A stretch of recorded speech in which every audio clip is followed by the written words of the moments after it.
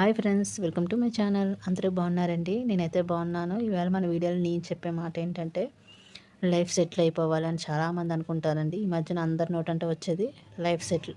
అసలు life settle అంటే ఏంటో ఇప్పటికీ నాకు అర్థం కావట్లేదు.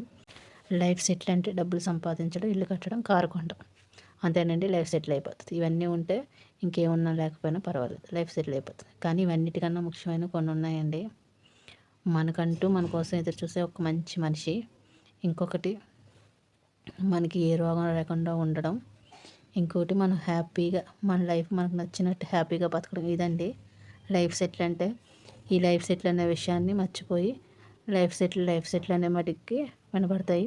లైఫ్ సెటిల్ అంటే ఏ కష్టం లేకుండా బతకడం కాదండి. అన్ని కష్టాలు అనుభవిస్తూ బతికితే ఆ బతుకులో ఉన్న రుచి తెలుస్తుంది. ఎంతసేపు లైఫ్ సెటిల్ చేసేసుకుని పెళ్లి చేసేసుకోవాలని ఇప్పుడు యువతరం అనుకుంటున్నారు. ప్రారంభమే లైఫ్ సెటిల్ అవ్వదు. ఎందుకంటే మనం చచ్చేదాకా లైఫ్ అనేది సెటిల్ అవ్వదండి. పరిగెడుతూనే ఉండాలి. దానికోసం మరీ ఎక్కువ పరిగెడితే లాస్ట్కు మిగిలేది ఒంటరితనం తప్ప ఏమీ మిగలదు.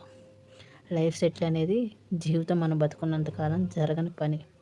ఏదో ఒక సమస్య వస్తూనే ఉంటుంది, ఏదో ఒక సమస్య పరిష్కారం అవుతూనే ఉంటుంది. కాబట్టి ఇవన్నీ పక్కనెట్టి లైఫ్ సెటిల్ అంటే మనకి ఆనందం కలగడం, మనం హ్యాపీగా ఉండడం. ఇది లైఫ్ సెటిల్. నేను చెప్పేది ఏంటంటే, డబ్బులు ఇంపార్టెంటే, కానీ ఆ డబ్బు కోసం మనం అయితే పరిగెట్టకూడదు.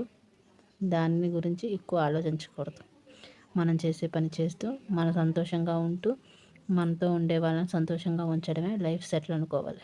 అప్పుడే లైఫ్ అనేది బాగుంటుంది. అంతేగాని లైఫ్ సెటిల్మెంట్ అనేది ఎప్పుడు ఎక్కడ ఉండదండి. బతుకున్నంతకాలం లైఫ్ అనేది సెటిల్మెంట్ అవ్వదు.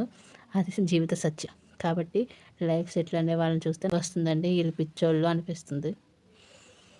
అంతేనండి. ఈ వీడియో కానీ నచ్చితే లైక్, షేర్, సబ్స్క్రైబ్.